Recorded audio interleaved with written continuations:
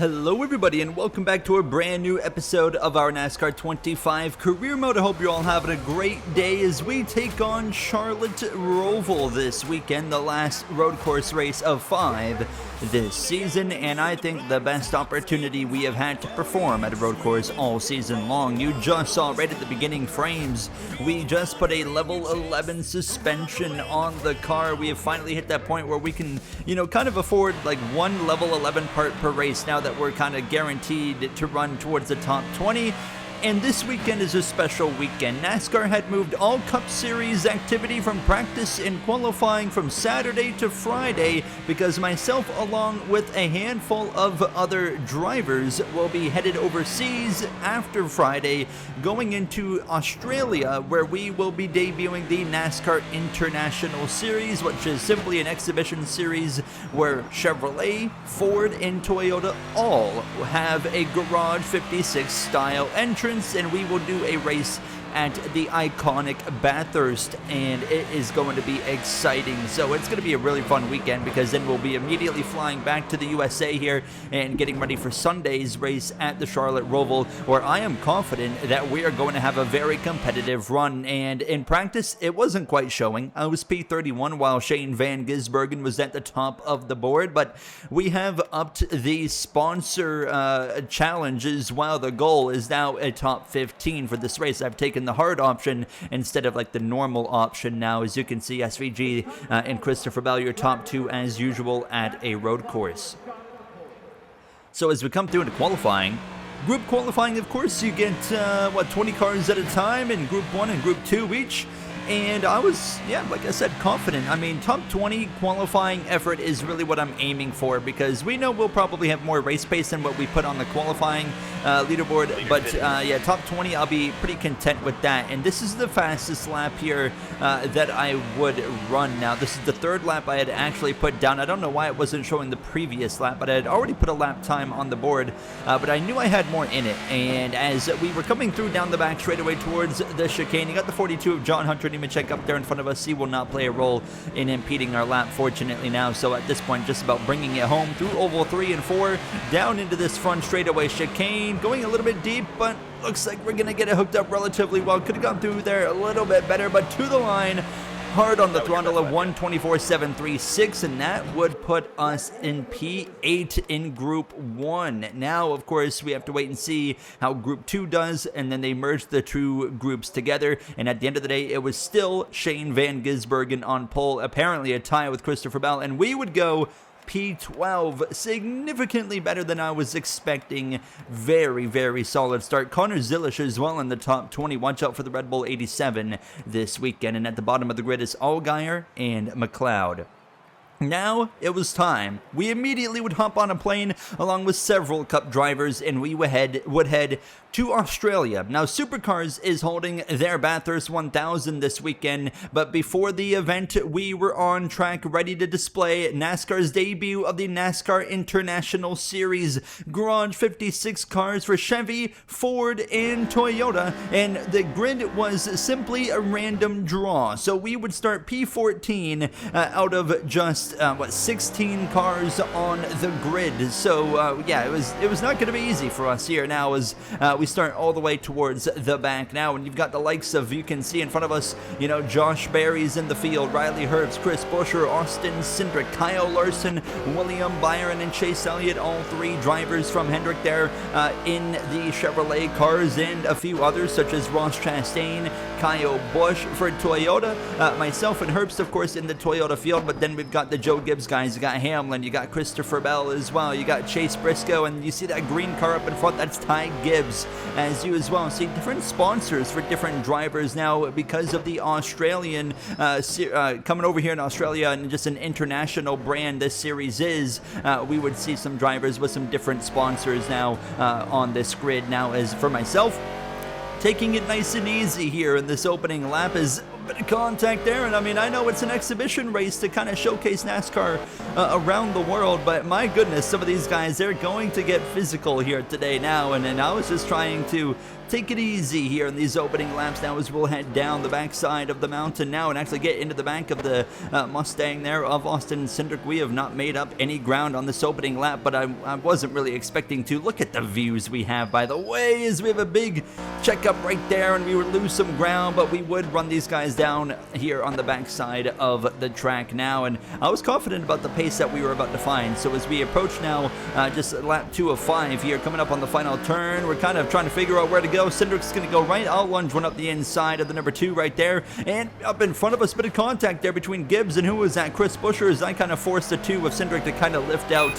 and we'll take the position over him now and continue to follow through. And one thing we were finding right off the bat here is the Chevrolets have a bit of a pace disadvantage. That's something they're going to have to continue to work at going forward as we continue on here now, right on the back now of Riley Herbst. Look at this pass. We'll go, and here's Chase Elliott. You see the Chevrolets really struggling for pace, and actually coming into this event, Chevrolet would announce they will be doing a Garage 56 entry in the 24 Hours of Daytona next season for 2026. And with the fact that we are going to be driving a Chevrolet in the NASCAR Cup Series, I can confirm we already will be one of the drivers in that 24 Hours of Daytona Garage 56 entry, as Denny Hamlin would take the lead from Kyle Larson and William Byron, as well as they continue to struggle in those Chevrolets. As I am on the back of the 17 here of Chris Buescher, you got Kyle Busch actually in a Budweiser number 8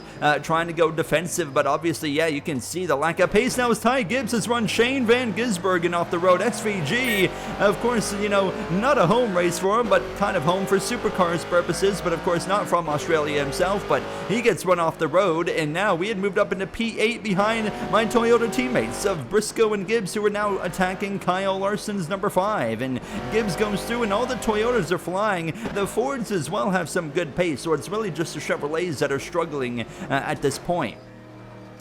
And on the back side of the mountain again, you know, right on the back of this 19 here of Chase Briscoe, and, you know, kind of a waiting game here. It's a single lane kind of part of the racetrack, so there's not a whole lot that you can do. You're just kind of waiting until right here, and actually, oh, a bit of a contact there with the 19 now, and he would actually pass Larson in the little bend here towards the left-hander, and I'm going to lunge one around the outside, and Larson is just, I mean, he's got nothing, so we'll pass the 2021 Cup Series champion now and move up into P7, and we're not done yet. Ross Chastain is a little bit off the pace. Ty Gibbs just ran William Byron off the racetrack. Ty Gibbs is not making any friends. He has now run off Van Gisbergen and Byron. We passed Chastain's number 1, and there's William Byron now under pressure, and this is going to make it Toyotas all up front at this point now. It's literally Toyota 1, 2, 3, 4, 5 with Ford's Buescher trying to get past the Chevrolets to kind of keep up with us, but unfortunately he would get stuck behind the struggling Chevrolets into the single groove part of the racetrack now. And as we were coming up to the end of this race, we have worked our way up into the top 5, final lap at this point now, and just kind of trying to continue to put pressure on the back of Briscoe and Ty Gibbs. I believe it's Christopher Bell who's up into P2 at this point now, but it was all Denny Hamlin in these closing moments. Shout out to Denny Hamlin, not, you know, been great on road courses over the last few years, as we're going to get a run on the back of Briscoe. Going to give him a little shove here because I don't want to make a move yet until right here. We're going to go for the lunge up the inside for P4 on Briscoe.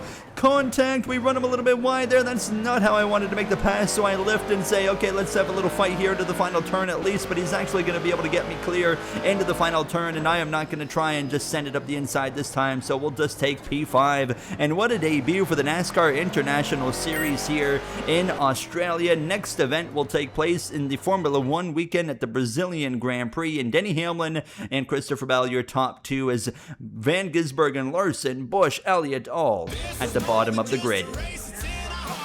Now it's time to fast forward to Sunday, and now we are going Cup Series racing now back on track for a Charlotte road course race, and this is one I've been looking forward to for quite some time, just simply for the fact that, well, you guys know, as I always say, I love my road course racing, but this is the best car we have ever brought to a road course, so therefore I'm feeling confident. So let's get ready to roll here now as SVG, a bad race in the International Series, now pole position and leading the way into turn number 1.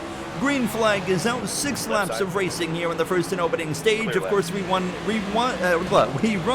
relaxed cautions here on the road courses, so single car spins that we usually see bring out yellows on ovals. Not going to be the case here today. You need to pile up 2 to 3 cars on a road course to get a yellow, and very, very rarely does that happen. Not impossible, it does happen, but just not often at all. And for myself, not a good couple of corners to kick off this race. We're down to P14 and make that 15th with Ryan Blaney ripping around the top here now, and Joey Logano as well looking to my left side as we're going to head down into the very heavy braking hairpin now, and we're just going to try and go 3 wide around the outside. Contact with the 12 though, that's going to shove us out even more wide, and now we're 3 wide with Logano and Priest as well through oval 1 and 2 now, and boy, this has really been a bad opening lap. And one thing I've never done on road courses really in this game so far is make adjustments. Usually what I have is what I go with, but we have been learning as of late just how significant. Oh, hold on. Okay, everyone's checking up. We get into the back of the 48. Somehow we avoid major damage there, but cost us time. But we have found out how significant adjustments are on the ovals, especially as this car has gotten better, and we're definitely going to be looking into making some adjustments as well here today at Charlotte in this Roval race, and see if that can really benefit us as the race goes on. Now as Ryan Blaney drops to 15th, watch out for the checkups here. Now look at the 48 way out of the way. We're going to go up the inside of the Ally Financial driver of Alex Bowman, and we'll be side by side with him here into turn 1. Blaney a little bit slow on the apex, so I have to wait, and that allows Bowman to not only pass me, but go for a pass now on the Menards number 12. They'll be side by side, but contact there between the two, but Bowman should have the advantage. Re-clears the number 12, and he drives himself back up into 14th place as I go a little bit wide, sliding across the nose there of the 60 Kroger Ford Mustang there of Ryan Priest. He would then lose a spot to Austin Cindric, who had now moved up and behind me in 17th place. As we have a big slide there in the final chicane, saved it, but of course we lose a spot out of that now. Really caught me off guard. Fortunately, able to keep it going in the right direction, but now Priest looking to my left side. I really kind of pinched them there into turn number 1, and we settle into P17. Not the first and opening stage that we're looking for here. Now, as honestly, I thought we'd be able to hold our own in P12, but instead we dropped down to 17th place. Obviously, as you can imagine, looking for adjustments at this point, and just thinking of like, okay, what do I want to do here to get this car steered in a favorable direction for the rest of our race now. And obviously we're going to attack some wedge and tire pressures as well, as we get a really good run though through that final chicane. But still, you know, not a fully upgraded car. We have a level 11 suspension. Hit the curb there in turn 1, kind of shoved the 2 out wide, but you can see where we are struggling is a little bit on that straight line still. So that's something we still have to kind of deal with. But fortunately, this is probably the road course that relies on straight line the least. So this is very favorable for us here today, outside of a few moments where we do lose some pace down a straightaway. But it's not that bad now. And on this final lap, SVG had won their first and opening stage now, and we're just waiting for 10th place across the line, which should be any second, and we'll be able to bring it into P16. Started to find some decent pace on that final lap of stage 1, but obviously, as you can imagine, looking for some adjustments here. So we'll come into the pits, we'll get 4 Goodyear tires, we'll get as well some minor repairs to the front end, fill it up with fuel, and yeah, we'll make some adjustments here. The wedge, actually going up on the wedge, because I was struggling with the car getting really loose. Now the tire pressures, I was kind of all over the place, but I eventually actually moved them up to 25 on the rights and 20 on the, actually no, I split. The fronts are the 20s, the rears are the 25s, so we'll see how that works as we get ready to go green. We gain a spot in the pits. Not sure who lost a bunch of positions, but someone clearly did. And as we retake the green flag, bit of a slide right there out of the chicane, but as we lunge down into turn number 1, it looks like to me, I don't see the 12, Ryan Blaney, so he's definitely the one that had the bad pit stop. And immediately out of turn 1 right there, I noticed the car was really loose, and I felt like, okay, I made the car tighter on the wedge, but I put up the tire pressures, and I have noticed immediately the car's a lot looser in a bad way. So I already know I've made the wrong adjustments, and we're going to have to completely reverse that going into the next pit stop here, which we might have to wait till the final stage to do that, unfortunately. So now, I mean, this stage already feels like it's more about survival here, as we're going to go for an aggressive move. 3 wide up the inside here into this hairpin now, but a contact with the 2. We all keep it nice and clean. Chastain, the big loser out of that one, loses 2 spots in 1 corner. We continue now into the top 15. Two Penske drivers side by side. Final race in the round of 12, of course. Now Logano and others trying to avoid elimination. Last episode, you remember Kyle Larson and Denny Hamlin both made a second pit stop right at the end of that race when they really didn't need to. The AI, just their weird pit strategy. And that cost them some big points, but they're still comfortably above the cut line. But neither driver can afford a bad race here in Charlotte as we lose a spot to Chastain. You just saw the rear end sliding when we came out of that bus stop now, and as we head down into the final chicane, we know there's going to be some checkups coming here, especially on lap 1. Tyler Reddick way up there's checked up. Chastain, Logano, everyone's slowing down. We're going to be 3 wide on the exit of the corner. Logano runs into us. 3 wide there with Priest. We save it now, but we lose 2 more spots down to P17 behind the 60 and the Shell Pennzoil forward now as I am slipping and sliding all around this racetrack, and I am already excited for this second stage to come to a conclusion because I know now what I'm going to do for sure, and that's going to be I'm going to put all the tire pressures down to 15. Quite simple. I'm probably going to leave the wedge at what it is now at 51, but yeah, I mean, we just got to hang on now, and honestly, I think we've still got potential here as we just got to make it to the end of this stage now as we'll clear the 22. And actually, hold on, I just noticed the sponsor goal is 25th. I could have sworn I changed it to top 15. Clearly, I'm wrong. It's still just top 25, but nonetheless, we clear the 22, and we actually start putting a bit of a gap on him here over the next lap or so, and we're just trying to run down Ryan Preece to get ourselves back into the top 15, better our position going into stage 3 now as he's trailing the 1 of Chastain, the 16 of Allmendinger. I overshot that hairpin that allows Logano to peek up the inside. He can't quite do anything with it though. We stay ahead for now in the 16th position. And around goes the 60. Hold on, no caution. I wouldn't expect now. If we avoid it, we stay green. 360, no scope type moment there from the 60. My goodness. We keep it going, and Ryan Preece loses 2 spots out of that. That's a free spot for us, and yes, caution does not come out. We are still green. We're still sliding around this racetrack. We take 15th position nonetheless, and with 2 to go here in stage 2, we continue to drive away, and even as bad as this car is handling right now, we're at least making up some ground because we've at least found a groove, and we found, kind of the limit of what I need to do with this current handling situation on this number 85.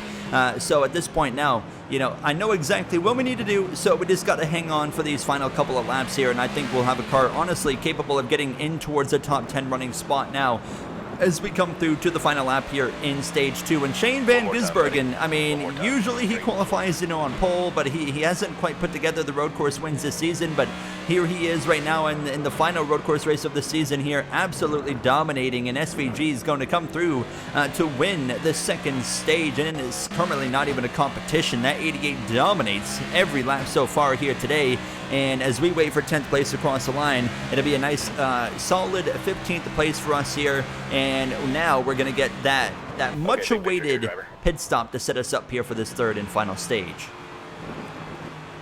So we're going to take 4 tires, obviously. We'll take some fuel, and, I mean, fortunately, no damages to repair either. But as we come in and make these adjustments on this number 85, the wedge at 51, I'm going to leave, but all the tire pressures I'm simply going to turn down to 15. Usually turning those tire pressures down is an easy way to make this car better, and I'm hopeful that it makes a difference here as we actually get in front of AJ Allmendinger, who lose 2 spots. He lost 2 spots there in the pit lane now as SVG and Christopher Bell lead the way back to green. The third and final stage is green, and the sun's starting to set here. The aura is peaking as we head down into turn number 1. A bit of contact with the Kubota number 1 who slides across my nose. Chastain slams the door shut.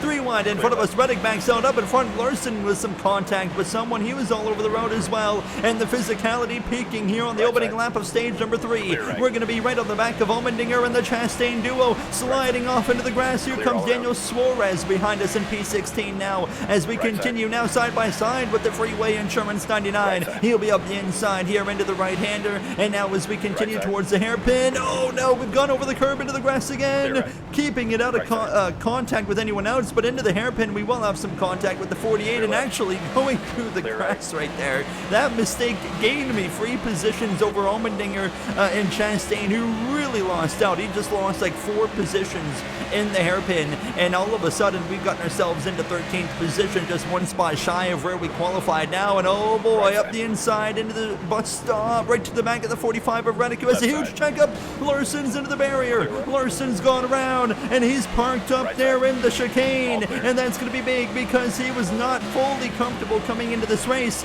and now he's had a shunt.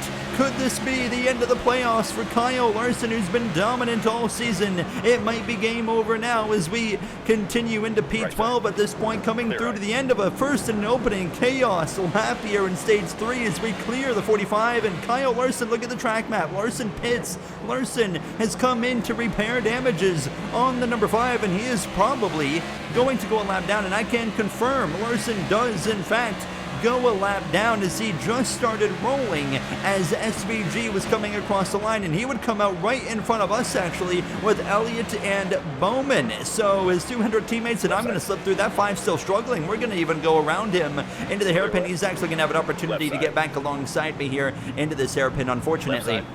And there he is on my left side as we enter Oval 1. We're up into P11. How about it? But Kyle Larson is now running dead last, and without a caution, he's in big trouble, and I don't think we're going to get that yellow, and he's you can tell, struggling. And okay, it looks like he's trying to get out of the way now down the back straightaway, but Kyle Larson, it might be playoffs over. He might be eliminated with just 2 back-to-back terrible results here now as we continue to try and trail the 48 in the 9 of Bowman, as well as Chase Elliott here right to the back of the 48 there. He shuts the door here on lap 17 of 27 now, but we are now holding pace with these guys in the top 10, and we have got a very real chance today to finish in the top 10 finally on a road course here again in Charlotte now as SVG continues to lead the way, and we've only got 4 laps to fill at this point. Now we have to pit at around lap 19 to 20 if we want to make it to the end of this race on fuel. So Chase Elliott with a terrible chicane, and that's going to put him under pressure from me. Andy as well gets passed by the 48 with 10 laps to go,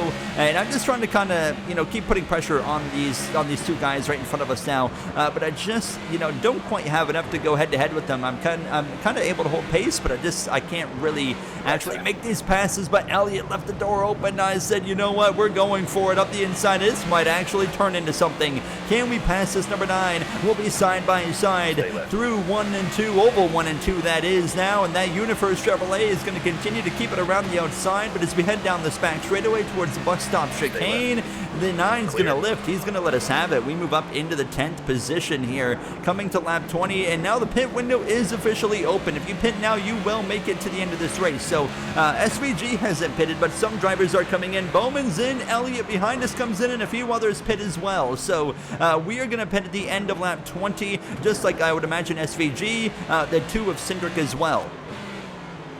And as we come through a little bit later on this 20th lap, look at the gap that the 88 has built up right now. I mean, I'm entering Oval 1, and he's exiting the bus stop here, but at the end of the lap, SVG and whoever's currently second and third actually stays out, and Cindric stays out as well. I don't know how in the world they have found the feel, but we're going to come in. We'll get 4 tires, no adjustments to this number 85. It's working really well here on this final stage, and it's going to be a 16.1 second pit stop. And as we return to the racing action at this point now, we're going to find ourselves actually right behind Elliott and Alex Bowman, so we lose some ground there to the 9. Around goes the 48 of Alex Bowman, and Hendrick Motorsports Day gets worse. Into the barrier he goes. He's surely gonna have some damage. He gets it back straight. He's all over the road, but he gets it back going somehow and continues on behind us now, and we're still waiting for the pit stop sequence to finish. SVG has still not come into the pits, at least I don't think he has, or has he? And he's got that massive of a lead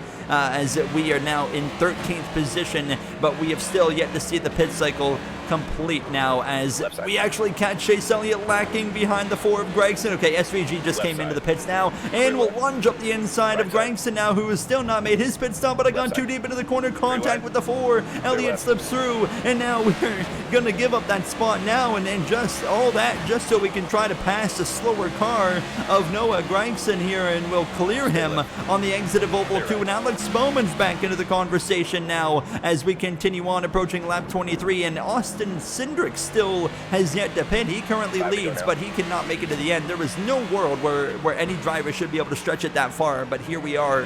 But the 2 is still going to have to pit, and he would. So after all the pit cycle had completed, we were P9, and we are on track to finish in the top 10 here at the Roval, as unfortunately at this point now, after the pit stops, I just didn't have the pace to run down the 9 of Chase Elliott, and Austin Cindric behind us is starting to put on a little bit of pressure now as Shane Van Gisbergen, look at the gap, he is in Oval 3 and the rest of the field is so far behind him now. I mean, he's crossing the line now and the rest of the field is just entering Oval 4. It's insane as we come into these last couple of laps here from Charlotte.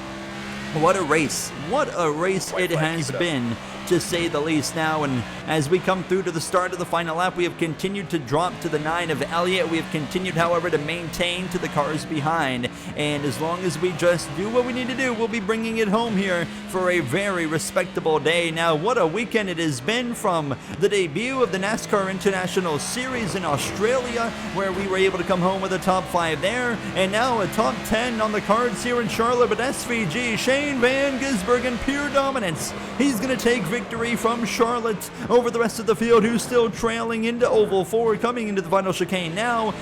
And for myself, what a statement this weekend was. We really showed up and ran strong all weekend long, from Australia to the USA, and as we roll through Oval 3 and 4 for the final time, we just got to cover off this 2 for one more chicane, and we're going to do exactly that now. Hit our marks here one more time. Great final chicane. It's going to be a top 10 P9 here in the Charlotte Roval as we continue to get closer and closer to success in the NASCAR Cup Series. We are setting ourselves up so well for Season 2, as it's Byron in second, 13 seconds behind Shane Van Gisbergen. How about Connor Zilisch in the top 15 as well? Very respectable effort there from another road course ringer. Hamlin in 21st now. Not a great day for him. And Kyle Larson, I would imagine, is last. Let's wait. Yes, he is in fact last. And I can confirm Kyle Larson's last place effort has eliminated him from the playoffs.